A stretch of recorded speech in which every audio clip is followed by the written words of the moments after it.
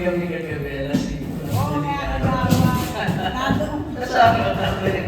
Kasi nagka-problema sa kuryente, namatay, medyo nag-try pa lang. Sa party. So, anyway, good morning sa inyo lahat. May natin pa tayo na. So, sana may dumating pa na. So, I wish you all the best. So, let's thank the Lord our God for all the blessings. Kahit hindi tayo karapat-dapat, dahil may mga pagkukulang tayo, may mga kasalanan tayong ginagawa, pero patuloy pa rin niya tayong binibigyan ng biyaya sa mga pamilya natin. Maraming salamat sa pagkakaroon ng ganitong programa ng ALS, libre dito.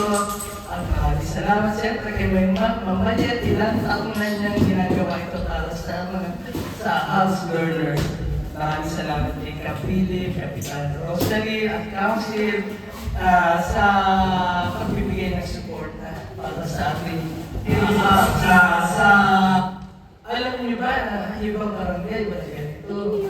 Ibang barangay naman, ang kwarto nila, napakainit, araw, nahihirapan sila.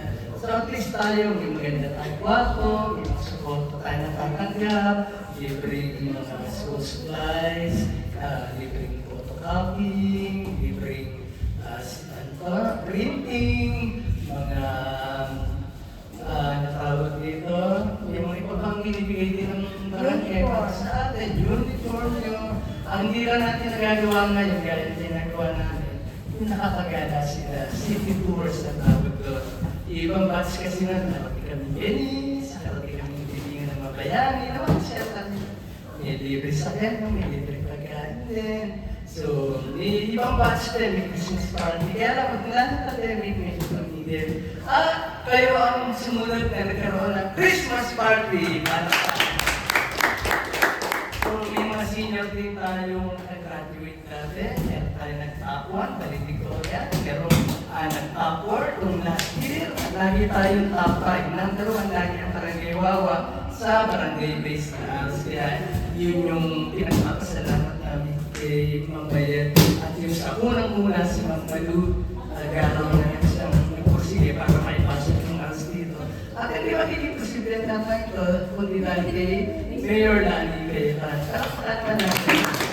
Salamat po sa iyo. At siyempre, palakpakan natin, kapitan naman sa Directo, at kay Philip, sa siya nag-iisa naman para tanggapin and embrace itong ating ALS program. So sa ngayon, mag-enjoy muna tayo, hindi muna tayo mag-aaral. So enjoy na tayo ngayon. May inihanda naman pagkain si Kapitan Rosalie. Ako naman naganda na konti pa premyo para sa iyo. Yes! Yung pinakapatiyan, may premyo agad. Yung pinakatahimik, hindi pa sawal, may premyo. Ilan ba games? Sino kaya pa?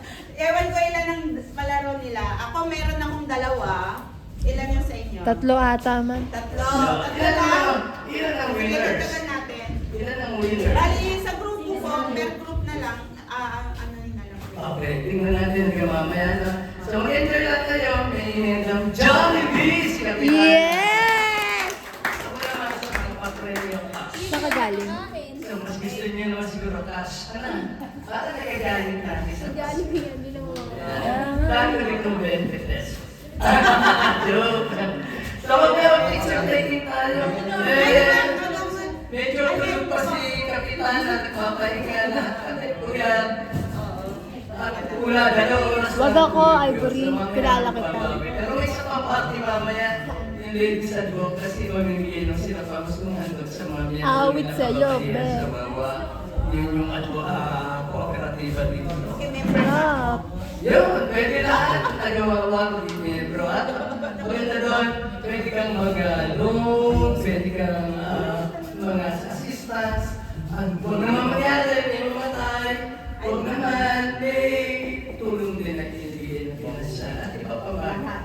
So, hindi ko lang pa masyado. Wala ng boses eh. So, ayan,